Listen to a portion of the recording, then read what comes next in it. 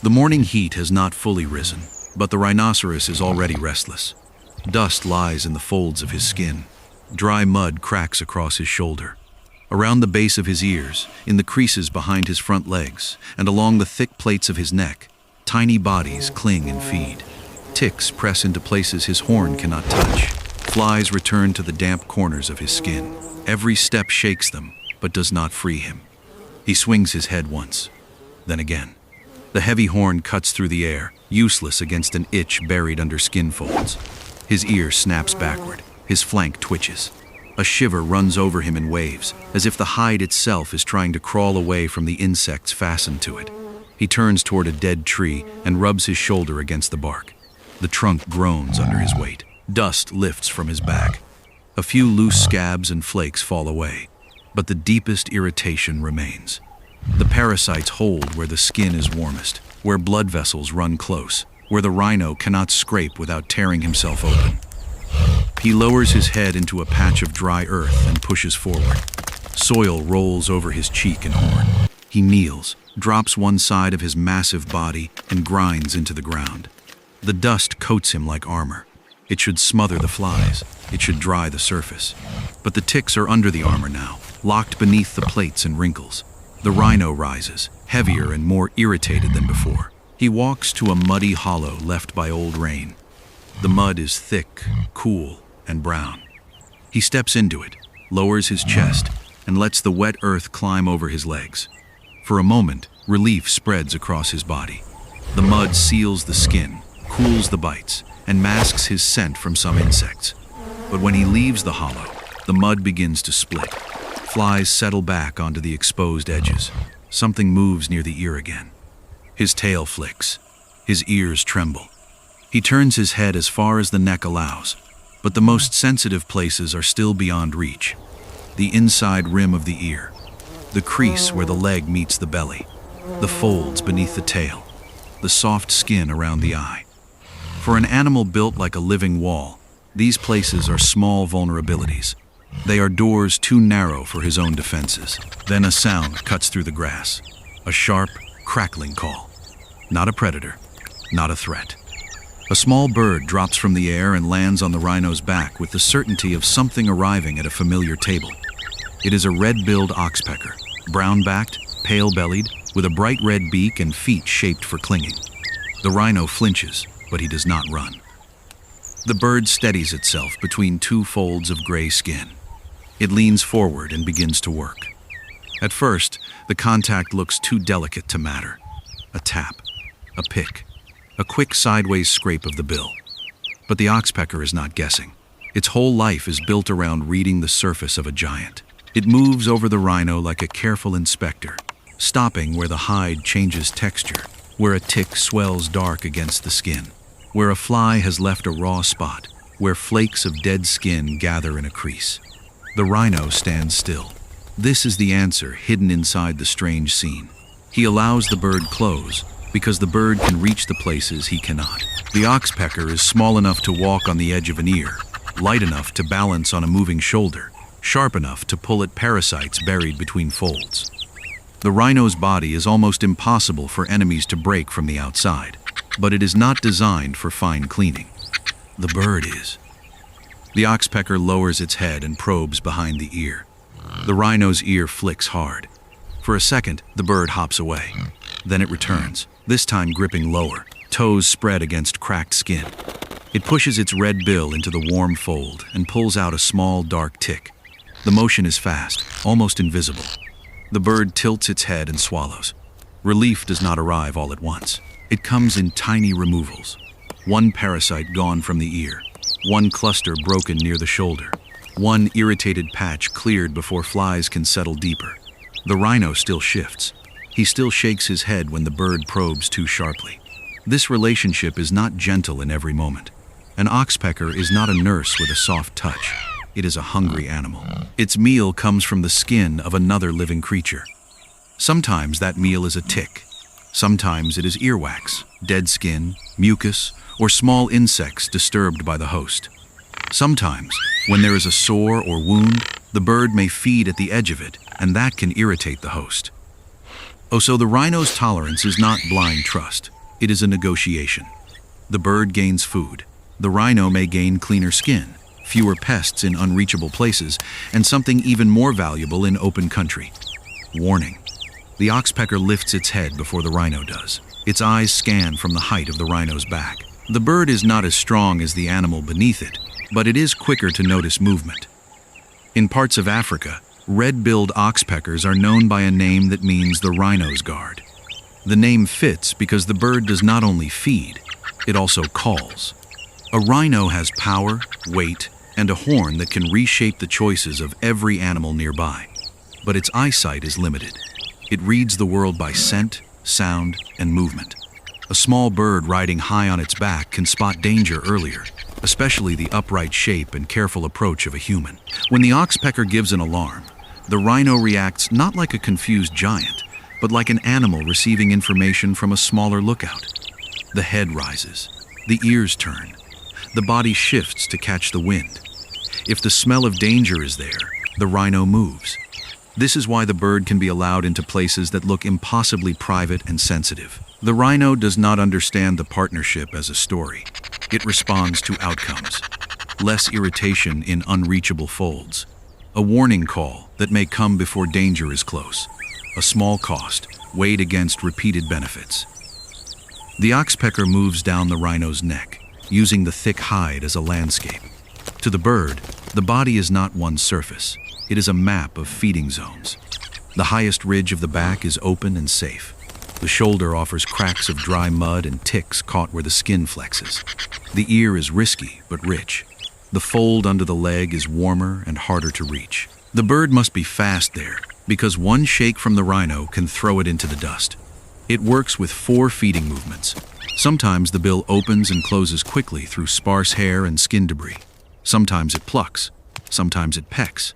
Sometimes it snaps up insects stirred by the animal's movement. Each method has a place, and each place has a consequence. The rhino tolerates the back for longer. The ear earns less patience. A sore spot can end the truce. The oxpecker steps toward the base of the tail. The rhino's skin twitches before the bird even touches it. This is one of the places the animal cannot defend precisely. It can swing the tail, it can stamp, it can turn, but it cannot groom the skin fold with the accuracy of a beak. The bird leans in and picks once. The tail lashes. The oxpecker jumps to the hip, waits a heartbeat, then returns from a different angle. The rhino takes one slow step but does not charge, does not bolt, does not crush the bird against the ground. The balance holds. This is the life of an oxpecker, to survive in the narrow margin between service and annoyance. Its food is not found on branches or under leaves like many other birds. Its food walks. Its food sweats, bleeds, rolls, swats, dives into mud, and disappears into thorn bush. The oxpecker must follow giants and read their moods. It must land on an animal heavy enough to kill it by accident. It must know when to cling and when to lift away. On a buffalo, the bird may travel in a noisy group. On a giraffe, it may climb a moving tower of patterned skin. On a zebra, it must balance against muscle that ripples under stripes. On a rhino, the reward is a hide full of folds and a host whose own body cannot reach every hidden corner. The oxpecker's feet are part of the secret. They clamp and brace, holding the bird steady while the host walks. The tail helps balance. The bill is not a delicate needle. It is a tool for prying, scraping, and lifting. The bird's body is small, but the whole design is specialized for life on large mammals. And because the host is moving, the oxpecker is also moving through risk. The rhino pushes into thorn scrub. Branches drag across his side. The bird flutters up just before a thorn catches the space where it stood. It lands again near the shoulder. The rhino pauses under the faint shade. More birds call in the distance, rough and crackling, the sound of a flock scattered across the bodies of the herd animals around the clearing. For the oxpecker, a rhino is not only a feeding site. It can be a moving lookout post, a place to rest, a place to watch grasshoppers lift from the ground, a place to meet other oxpeckers. Even courtship can happen near or on the backs of large hosts. Later, when nesting time comes, the bird must find a cavity and line it with soft material, including hair pulled from mammals. The life of the small cleaner still depends on the bodies of giants, even away from the skin. But the most dramatic part of this life remains the close work. The oxpecker returns to the rhino's head. This time it approaches the eye, not the center, but the surrounding folds where moisture collects and flies gather. The rhino's eyelid tightens. The bird pecks once at the edge of a crusted patch, then steps back. It does not stab the eye. It searches the boundary where parasites and secretions gather. The rhino exhales, a deep, rough breath that rolls dust from the nostrils. Near the nostril, the bird pauses again. This is not a place for force. It is a place for timing. The rhino breathes out. The skin shifts. The oxpecker darts in, snatches a speck from the edge, and retreats before the next breath. The scene looks impossible because the scale is impossible.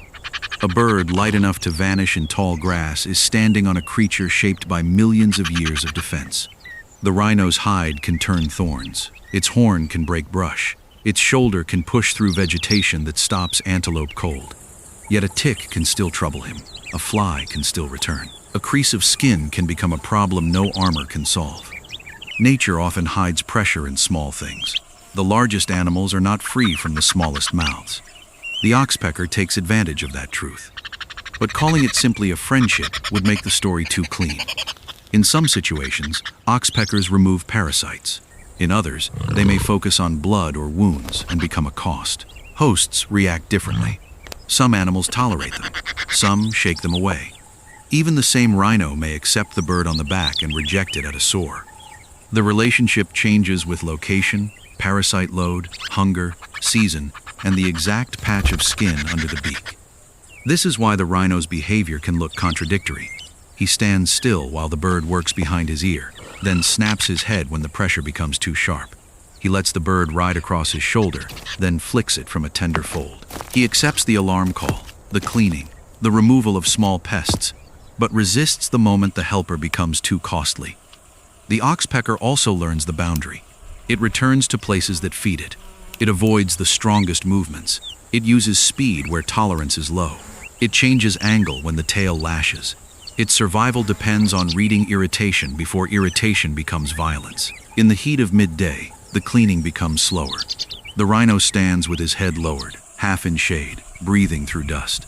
The oxpecker is at the ear again. It braces one foot on the outer rim and one foot on the rough skin below. Its bill disappears into the fold for less than a second, then comes back with another parasite. This time the rhino does not shake. The ear relaxes outward. The bird continues. The visible suffering from mourning begins to loosen. The flank twitches less often. The head stops, swinging toward unreachable places. Flies still circle, but fewer gather at the cleaned folds. The rhino shifts his weight and lets the bird move along his shoulder without the hard snap of resistance. Dot relief, in the wild, rarely looks peaceful from the start. It looks like a giant animal slowly deciding not to fight every touch. The oxpecker is not thinking about mercy. It is feeding. Yet its feeding can still produce relief. That is the strange power of a mutualism that is not always pure. The same beak that irritates a wound can pull a tick from a place the rhino cannot reach. The same bird that takes from the host can warn the host before danger closes in. As afternoon light flattens over the grass, the oxpecker climbs to the highest part of the rhino's back. It pauses, feathers lifted slightly by the wind. The rhino begins to move, slow and heavy, through a corridor of scrub. The bird rides with him. Then the call comes again, sharp, repeated. The oxpecker's body angles forward. Its head fixes on something beyond the brush. The rhino stops. His ears rotate. His nostrils widen. He turns, not toward the bird, but into the wind, searching for the scent that explains the warning. The bird has found a second role. Not just cleaner, sentinel. The rhino steps away from the open ground and into thicker cover. The oxpecker remains on his back, still calling, then quieting as the distance grows. For the bird, the movement means its feeding platform is moving. For the rhino, the warning may mean space, time, and survival. This is the deeper reason the tiny bird is allowed so close. The rhino's body is powerful, but incomplete. It cannot inspect every fold. It cannot see every approach. It cannot turn armor into fingers or eyesight into a high perch. The oxpecker fills some of those gaps, not because it is loyal, but because its own hunger has shaped it into exactly the kind of creature that can. By late day, the rhino returns to the mud hollow. He lowers his head and exhales into the damp earth. The oxpecker hops from shoulder to neck, then to the horn base, careful on the smooth surface. It takes one last piece of debris from a crease above the eye and lifts away. For a few seconds, the rhino stands without shaking. No violent swing of the head, no frantic rub against bark, no full-body shiver under the weight of unseen insects. Only breathing. Dust. Mud cooling in the folds. A bird circling back toward the herd. The bargain is not perfect, but it is real. The rhino gives the oxpecker access to a living landscape of food. The oxpecker gives the rhino small cleanings in hidden places, early warnings in open country, and moments of relief from a pressure too tiny for a giant to fight alone. In the savanna, survival is often built this way. One body carrying another, one hunger answering another discomfort, one small voice making a large animal turn before danger arrives. And sometimes, the most powerful creature in the grasslands must stand still, because the smallest one on its back can reach what strength cannot.